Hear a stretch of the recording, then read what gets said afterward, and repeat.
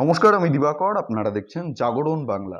আজকে দীনকৃষ্ণ ঠাকুরকে নিয়ে কথা বলবো। দীনকৃষ্ণ ঠাকুরকে নিয়ে অনেক কন্ট্রোভার্সি তৈরি হয়েছে। সমস্ত প্রশ্নের উত্তর দেব আজকের ভিডিওতে। যত রকমের প্রশ্ন রয়েছে আপনাদের মনে, সবকিছুই একেবারে আমি আজকে ক্লিয়ার করে দেবো। আপনাদের মনে যত দ্বিধাদ্বন্দ্ব রয়েছে এই বিষয়ে সব পরিষ্কার হয়ে যাবে। সম্পূর্ণ ভিডিওটি দেখুন।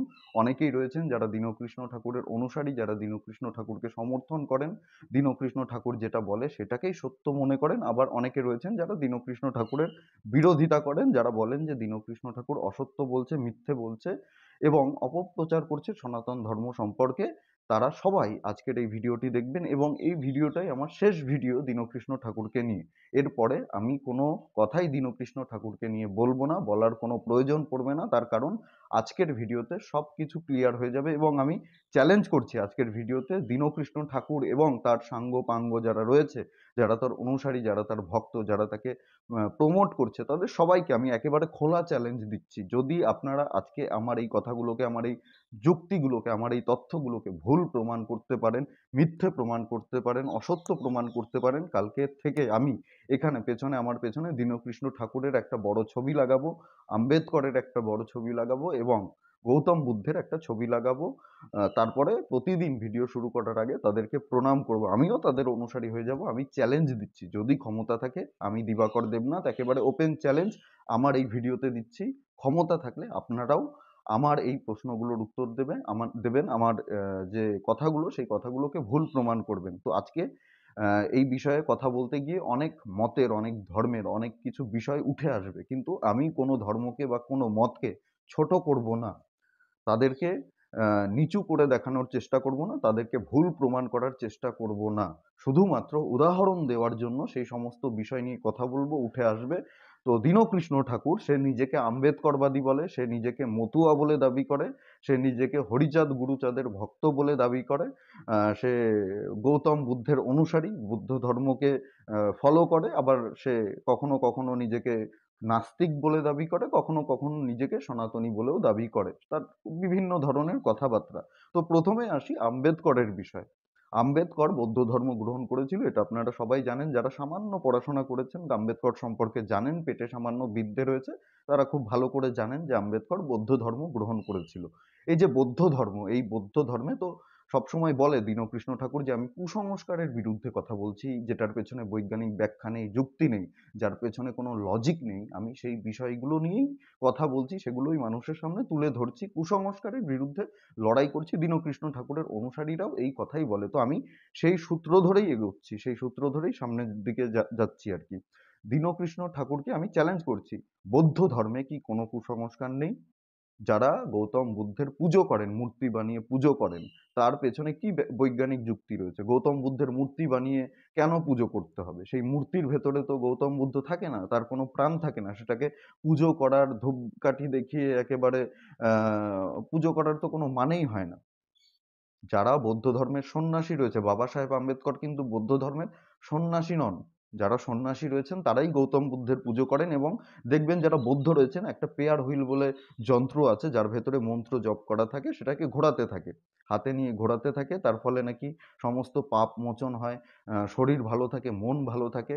আরো বড় বড় যন্ত্র, আপনি যদি বৌদ্ধ মন্দিরে যান সেখানে দেখতে পারবেন বড় বড় যন্ত্র হাতে ধরে এইভাবে ঘোরায় সবাই, ছবিতেও দেখতে পাচ্ছেন। এগুলোকে বলে পেয়ার হুইল।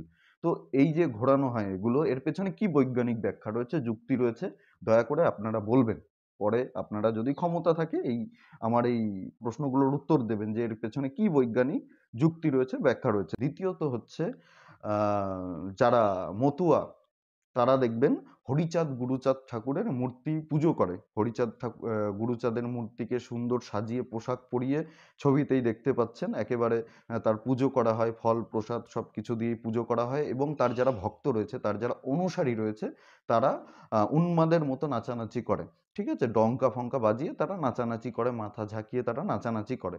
আমি তাদের এই নাচানাচিটাকে খারাপ বলছি না, তাদের এটা উপাসনা পদ্ধতি, তাদের এটা ভক্তি করার পদ্ধতি।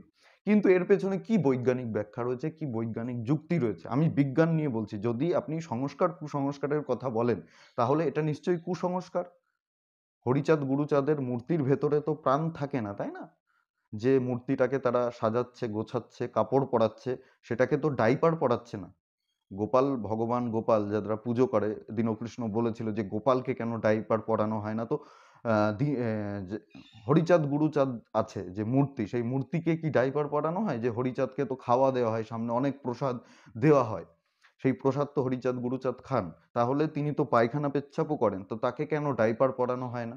আমি কিন্তু মতুয়াদেরকে অপমান করছি না, আমি শুধু উদাহরণ দেওয়ার জন্য যুক্তিতে এই কথাগুলো বলছি যে এর পেছনে কি বৈজ্ঞানিক ব্যাখ্যা আছে সেটা প্রমাণ করতে হবে, সেটা বলতে হবে। দীনকৃষ্ণ ঠাকুর কোনো দিন আপনারা দেখবেন না এই বিষয়গুলো নিয়ে কথা বলে। মুসলিম ধর্মের দিকে চলে যান, মুসলিম ধর্মে ইমাম রয়েছে, মৌলবি রয়েছে, ঠিক আছে, এরা বলে যে আমরা হিন্দু ধর্মের বিরোধী এই কারণে, সনাতন ধর্মের বিরোধী এই কারণে যে এটা ব্রাহ্মণবাদীদের ধর্ম, এটা মনুবাদীদের ধর্ম, ঠিক আছে, এখানে ব্রাহ্মণরাই শুধুমাত্র ব্রাহ্মণ হয়। বিষয়টা না সেরকম না, আসলে সমাজ ব্যবস্থা, আপনি যদি সমাজ ব্যবস্থার দিকে দেখেন, সেই সময়ের সমাজ ব্যবস্থা ছোট থেকেই দেখছে একজন ব্রাহ্মণ ঘরের সন্তান যে বাবা পুজো করছে, প্রতিদিন বেদ পড়ছে, পুরাণ পড়ছে, গীতা পড়ছে, রামায়ণ পড়ছে, মহাভারত ভারত পড়ছে, তো সে দেখতে দেখতে এগুলো বড় হয়, ছোট থেকে এগুলো দেখতে দেখতে বড় হয়, বাবার সাথে পুজো করতে যায়, তো ছোট থেকে এগুলো দেখতে দেখতে বড় হয়ে সে এগুলো শেখে, তার মধ্যে এগুলো খুব সহজেই সে আয়ত্ত করতে পারে, এটা খুব স্বাভাবিক বিষয়। সেরকমই একজন চর্মকারের ছেলে, সে খুব ছোট থেকেই দেখছে বাবা কিভাবে একটা গরুর, মৃত গরুর চামড়া কেটে সেটাকে পরিষ্কার করে, সেটাকে ধুয়ে, সেটাকে ব্যবহার করছে, সেটাকে দিয়ে জুতো তৈরি করছে, বেল্ট তৈরি করছে, ছোট থেকেই দেখছে বাড়িতে, এবং সে ওই কাজে পারদর্শী হচ্ছে। যেরকম ব্রাহ্মণের সন্তান বড় হয়ে ব্রাহ্মণ হচ্ছে ছোট থেকেই দেখে দেখে, সেরকমই একজন মুচির ছেলেও কিন্তু সনাতন ধর্মে, হিন্দু ধর্মে যখন একজন শিশু জন্মগ্রহণ করেন তখন কোনো বর্ণ থাকে না, তার কোনো বর্ণ থাকে না। আপনারা একটু পড়াশোনা করবেন তাহলেই জানতে পারবেন, সনাতন ধর্মে বর্ণ তৈরি হয় কর্মের ভিত্তিতে, গুণের ভিত্তিতে। আপনি যেরকম গুণ আয়ত্ত করবেন, যেরকম আপনি বিদ্যা নেবেন, সেরকমই আপনার জ্ঞান হবে, সেই বিষয়ে আপনি পারদর্শী হবেন। তো এটা সেই সময়ের সমাজ ব্যবস্থা অনুযায়ী চলে এসছে। কিন্তু এটার মানে একেবারেই এটা না যে ব্রাহ্মণরা তাদেরকে ডমিনেট করে রেখেছে, তাদেরকে শোষণ করেছে, তাদের উপরে অত্যাচার করেছে, এটা সম্পূর্ণ মিথ্যে। ইভেন বাবা সাহেব আম্বেদকর এরা কোনোদিন বলবে না এই সত্যটা, আপনারা শুনে নিন, জেনে নিন, বাবা সাহেব আম্বেদকরকে আম্বেদকর তৈরি করেছে একজন ব্রাহ্মণ, যার নাম কৃষ্ণ মহাদেব আম্বেদকর। পড়াশোনা করেন যারা খুব ভালো করে জানেন, আম্বেদকর সম্পর্কে যারা পড়েছেন, যে কৃষ্ণ মহাদেব আম্বেদকর একজন ব্রাহ্মণ, সেই কিন্তু আম্বেদকর, এই যে উপাধি আপনারা ডাকেন বারবার কথায় কথায় আম্বেদকর আম্বেদকরবাদী বলেন, এই আম্বেদকর পদবিটা, সারনেমটা একজন ব্রাহ্মণ দিয়েছে বাবা সাহেব আম্বেদকরকে, তাকে পড়াশোনা করিয়েছে, তাকে মানুষ করেছে, সুশিক্ষা দিয়েছে। আরো একটা বড় অভিযোগ এরা সবসময় করে, সেটা হচ্ছে ব্রাহ্মণ পরিবারের মেয়েকে কেন শূদ্র পরিবারের ছেলের সঙ্গে বিয়ে দেওয়া হয় না। আসলে এর পেছনেও সেই সময়ের সমাজ ব্যবস্থাই দায়ী, আর এটা শুধু ব্রাহ্মণ বা শূদ্রদের ক্ষেত্রে নয়, আপনি দেখবেন বাস্তবে ঘটি বাঙাল যারা রয়েছে তাদের মধ্যেও এটা হয়। ঘটিদের রান্না করার স্টাইল একরকম হয়, বাঙালদের রান্না করার স্টাইল একরকম হয়, তাদের কালচার একটু আলাদা হয়, বাঙালদের কালচার একটু আলাদা হয়। তো একটা পরিবারের মেয়ে আরেকটা পরিবারে যখন যায় তখন না অ্যাডজাস্ট করতে পারে না, সেরকমই শূদ্রদের কিছু আলাদা নিয়ম রয়েছে, কালচার রয়েছে, তাদের কিছু মানে নিয়ম কানুন রয়েছে, সেগুলো দেখে দেখেই শূদ্র পরিবারের মেয়ে বড় হয়, ছেলে বড় হয়, সেগুলো পালন করেই তারা বড় হয়, সেগুলোই শেখে। ব্রাহ্মণ পরিবারের একটা আলাদা রীতি রেওয়াজ রয়েছে, তাদের একটা পরম্পরা রয়েছে, তো সবার মধ্যেই থাকে, এটা খুব স্বাভাবিক বিষয়। তো যখন এইভাবে হয় দেখবেন বাঙাল ঘটিকে বিয়ে দিচ্ছে না, ঘটি ঘটির মেয়েকে বিয়ে করছে, ঠিক আছে, তো বাঙাল বাঙালের মেয়েকে বিয়ে করছে, এটা হয়, এখনো হয়, এই যুগেও হয়। তো এর পেছনে কোনো এরকম বর্ণ বিদ্বেষের বিষয় না, বিষয়টা হচ্ছে কালচার, যে সে ছোট থেকে ব্রাহ্মণ পরিবারে একটা মেয়ে বড় হয়েছে, সে ব্রাহ্মণদের রীতি রেওয়াজ, তারা কিভাবে রান্না করে, কি ধরনের খাবার খায়, কিভাবে চলাফেরা করে, সবকিছু জানে। তো সে তো শূদ্র পরিবারে গিয়ে অ্যাডজাস্ট করতে পারবে না, বা শূদ্র পরিবারের কোনো মেয়ে এসে ব্রাহ্মণ পরিবারে অ্যাডজাস্ট করতে পারবে না। সেই সময় শাশুড়ি শ্বশুর কথা শোনাবে, বাবা মা কি শিখিয়েছে, তুমি আমাদের নিয়ম জানো না, আমরা এই নিয়মে চলি, ওই নিয়মে চলি, আমাদের এই নিয়ম আছে, ওই নিয়ম আছে, এগুলো এখনো চলছে। এগুলো শুধু জাতপাতের বিষয় না, এটা সমস্ত ক্ষেত্রে আপনি পাবেন। এটা আমাদের ঘটি বাঙালদের মধ্যে আছে, এটা শিয়া সুন্নি মুসলমানদের মধ্যে রয়েছে, এটা বৌদ্ধদের মধ্যে রয়েছে, এটা শিখদের মধ্যে রয়েছে, সবার মধ্যে রয়েছে। তো এগুলোকে ভুল ব্যাখ্যা করে, এগুলোকে নিয়ে যারা অপপ্রচার করছেন তাদেরকে আমি বলবো এগুলো করে লাভ নেই কোনো। যারা আমার ভিডিওটি দেখছেন সবাইকে আমি অনুরোধ করব, ভিডিওটি প্রচুর পরিমাণে শেয়ার করবেন, দীনকৃষ্ণ ঠাকুরকে মেনশন করবেন, তার চেলা চামুন্ডা ভক্ত যারা রয়েছে তাদের সবাইকে মেনশন করবেন। যদি ক্ষমতা থাকে তারা যাতে এগুলোর পেছনে কি বৈজ্ঞানিক ব্যাখ্যা রয়েছে, আমি যে কথাগুলো বললাম মতুয়াদের বিষয়টা নিয়ে, মুসলমানদের বিষয় নিয়ে, ঠিক আছে, তারা হজে গিয়ে কালো পাথরে চুমু খায়, তার পেছনে কি বৈজ্ঞানিক ব্যাখ্যা রয়েছে, গৌতম বুদ্ধের মূর্তি পুজো করার পেছনে, পেয়ার হুইল ঘোরানোর পেছনে কি বৈজ্ঞানিক ব্যাখ্যা রয়েছে, সব কিছুর পেছনে নাকি এগুলো সব কুসংস্কার। যদি হয় তাহলে সব ধর্মেই কুসংস্কার রয়েছে। সব কুসংস্কার নিয়েই দীনকৃষ্ণ ঠাকুর এবং তার ভক্তদের কথা বলা উচিত, যে বাবা সাহেব আম্বেদকর যে ধর্ম গ্রহণ করেছিল এটা আম্বেদকরবাদী, এরা কখনো হয় আবার হরিচাঁদ গুরুচাঁদের ভক্ত বলে নিজেদের দাবি করে। তো সব বিষয় নিয়েই কথা বলতে হবে। কেন শুধু ভগবান শ্রীকৃষ্ণকে নিয়ে, ভগবান শ্রী রামচন্দ্রকে নিয়ে, মা দুর্গাকে নিয়ে, মা কালীকে নিয়ে কথা হবে, রামায়ণ মহাভারতকে নিয়ে কথা হবে, যে মহাভারত রামায়ণ কাল্পনিক একটা কাব্যগ্রন্থ, এগুলো ধর্মগ্রন্থ নয়। ক্ষমতা থাকলে বলুক কোরআন একটা কাল্পনিক কাব্যগ্রন্থ, হাদিস যেগুলো রয়েছে ইসলামে সেগুলো কাল্পনিক কাব্যগ্রন্থ।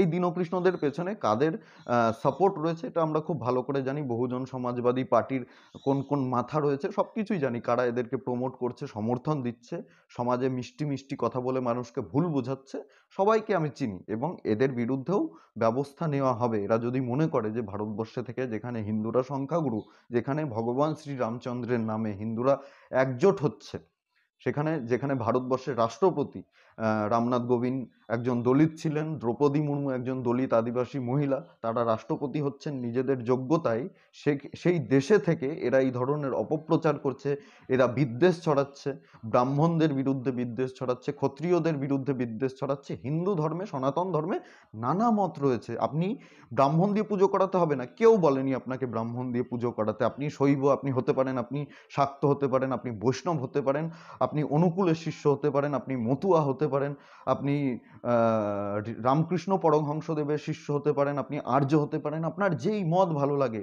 রামকৃষ্ণ পরমহংসদেব বলেছে যত মত তত পথ। কেউ আপনাকে বলবে না যে আপনি ব্রাহ্মণ দিয়েই পুজো করান। আপনার যেভাবে ভালো লাগে, আপনি যেভাবে ঈশ্বরকে পুজো করতে চান, আপনি সেভাবেই পুজো করুন। কেউ বলেনি, আপনাকে বাধা দেয়নি। যদি কেউ বাধা দিয়ে থাকে সেই ব্যক্তির নাম মেনশন করুন, কোন ব্রাহ্মণ আপনাদের সঙ্গে খারাপ আচরণ করেছে, কোন ব্রাহ্মণ আপনাকে পুজো করতে বাধা দিয়েছে, কোন ব্রাহ্মণ ব্যক্তি, তার নাম, তার ঠিকানা সবকিছু মেনশন করে তার বিরুদ্ধে কমপ্লেন করুন, তার বিরুদ্ধে মামলা করুন। আমি বলছি তার নাম সামনে নিয়ে আসুন যদি ক্ষমতা থাকে। না হলে পুরো ব্রাহ্মণ সমাজকে আপনারা দোষারোপ করতে পারেন না। ব্রাহ্মণদের মধ্যে অনেকেই রয়েছে যারা মমতা বন্দ্যোপাধ্যায়ের মধ্যে ব্রাহ্মণ, যারা হিজাব পরে, যারা বিকাশ রঞ্জন ভট্টাচার্যের মতো ব্রাহ্মণ, রাস্তায় দাঁড়িয়ে গরুর মাংস খেয়ে নিজেদের সেকুলার প্রমাণ করে। সুজন চক্রবর্তীর মতো ব্রাহ্মণ রয়েছে, আবার যোগেন মণ্ডলের মতো দলিত রয়েছে। হ্যাঁ, তো সব সম্প্রদায়ের মধ্যে কিছু মানুষ রয়েছে যারা খারাপ করেছে, যারা এখনো খারাপ করছে। কিন্তু তার জন্য এই যে বিদ্বেষ ছড়ানো হচ্ছে যে ব্রাহ্মণবাদ, হিন্দু ধর্ম, মনোবাদীদের হিন্দু ধর্ম, এই বিষয়গুলো একেবারেই মিথ্যে, একেবারেই ভুল। যদি ক্ষমতা থাকে আপনারা সবকিছু প্রমাণ করুন। আমিও কালকে থেকে দীনকৃষ্ণ ঠাকুরের অনুসারী হব, দীনকৃষ্ণ ঠাকুরের পায়ে চরণে আমি প্রণাম করব। একেবারে খোলাখুলি বলে দিচ্ছি, ক্ষমতা থাকে আপনারা প্রমাণ করুন। আর ভিডিওটি ভালো লাগলে প্রচুর পরিমাণে শেয়ার করবেন, লাইক করবেন, কমেন্ট করে অবশ্যই আপনাদের মূল্যবান মতামত জানাবেন। এই বিষয়ে আপনাদের কি মতামত? আমি আবারও বলছি, না তো আমি মতুয়া ধর্মকে, মতুয়া মতকে, ধর্ম তো না, এগুলো সব মত, সনাতন ধর্মের বিভিন্ন মত, ঠিক আছে, না তো আমি মতুয়াদের যে মত, তাদের যে আচার পদ্ধতি, তাদের যে উপাসনা পদ্ধতি, সেগুলো নিয়ে নিন্দা করছি, চর্চা করছি। আমি শুধু উদাহরণ দেওয়ার জন্য যে এগুলোর পেছনে কি বৈজ্ঞানিক ব্যাখ্যা রয়েছে, যুক্তি রয়েছে, সবই তো বিশ্বাস, সবই তো আস্থা, এক একজনের উপাসনা পদ্ধতি। আমি যদি এখন খোঁচা দিই এসব নিয়ে কথা বলি, বৌদ্ধদেরকে খোঁচা দিই, তাহলে তো দেশে অশান্তি লেগে যাবে। মুসলমানদের খোঁচা দিই, তোমরা কেন হজে গিয়ে অন্ধের মতো কালো পাথরে চুমু খাও, এর পেছনে কি বৈজ্ঞানিক ব্যাখ্যা রয়েছে? এখানে অনেক মানুষ চুমু খাচ্ছে প্রতিদিন, এখান থেকে এক একজনের লালা, এক একজনের থুতু এক একজনের মুখে লাগছে, এর ফলে রোগ ব্যাধি ছড়াতে পারে, অনেক কিছুই বলতে পারে, কিন্তু এগুলো বলে তো কোনো লাভ নেই। আপনার যেটা ভালো লাগে আপনি সেই মত অনুযায়ী চলবেন। আপনার যে মত, আপনার যে সিদ্ধান্ত ভালো লাগে আপনি সেই পথ অনুসারে চলবেন। কেউ আপনাকে বাধা দেবে না, ভারতবর্ষে কেউ বাধা দেবে না। কিন্তু আপনি মানে উদ্দেশ্য প্রণোদিতভাবে যদি আমাদের সনাতন ধর্মকে নিয়ে বাজে বাজে মন্তব্য করেন, আমাদের ভগবানকে নিয়ে, আমাদের আরাধ্য দেবদেবীদের নিয়ে বাজে বাজে কথা বলেন, সেটা আমরা সহ্য করব না। যেখানে দেখব সেখানেই পালিশ করে দেবো। কোনো পুলিশ প্রশাসন, আমি এইসব দিবাকর দেবনাথ ভয় পাই না। আর আমরা হিন্দুরা যারা হিন্দুত্ববাদী রয়েছি, আমরা ভয় পাই না। এরা বারবার অভিযোগ করে যে ব্রাহ্মণরা টাকা পয়সা নিয়ে নাকি পুজো করে, এরা অর্থলোভী। তো দীনকৃষ্ণ ঠাকুর কি করে? ফ্রিতে কীর্তন করে, 70,000 টাকা মিনিমাম নেয়, 1 লক্ষ টাকা দাবি করে, সেটা কমিয়ে 70,000 টাকা হলে পশ্চিমবঙ্গের বাইরে গেলে আরো বেশি টাকা। তো অর্থ নিয়ে এরা কীর্তন করছে না? এরা কিসের বিনিময়ে কীর্তন করছে? নাকি যদি সত্যি সে সমাজ সংস্কারী হতো, তাহলে কীর্তন করার পরে একটা চাদর পেতে দিয়ে বলতো, আমার কীর্তন, আমার কথা যদি আপনাদের ভালো লেগে থাকে, আপনারা যে যা পারেন আমাকে দান করুন, আমাকেও চলতে হয়, আমার পেট আছে। যেরকম ব্রাহ্মণরা করে, তারা 100 টাকা, 200 টাকা, 500 টাকা, 4-5 দিনের পুজো হলে 5,000 টাকা নেয়। তারাও পরিশ্রম করে নেয়। আপনিও তাই করছেন। যারা দীনকৃষ্ণ ঠাকুরের অনুসারী তাদেরকে বলি, আপনাদের গুরুদেব দীনকৃষ্ণ ঠাকুর ফ্রিতে কীর্তন করে না। 1 লক্ষ টাকা, আমার কাছে প্রমাণ আছে। আমার কাছে যথেষ্ট প্রমাণ আছে, এবং যেসব জায়গায় গিয়ে কীর্তন করেছে তাদেরকে জিজ্ঞেস করুন, উনি কি ফ্রিতে কীর্তন করতেন, নাকি কীর্তন করার পরে সবার কাছে চাদর পেতে দক্ষিণা চাইতেন, যে যেমন পারেন দেন, আমাকে পেট চালাতে হবে? সেটা তো করেন না উনি। ওনার একটা ফিক্সড, এবং সেটা, সেই অ্যামাউন্টটা অনেক বেশি। আপনারা খুব ভালো করে জানেন, বড় বড় শিল্পীরাও 70-80 হাজার টাকা ডিমান্ড করে না কীর্তন করার জন্য।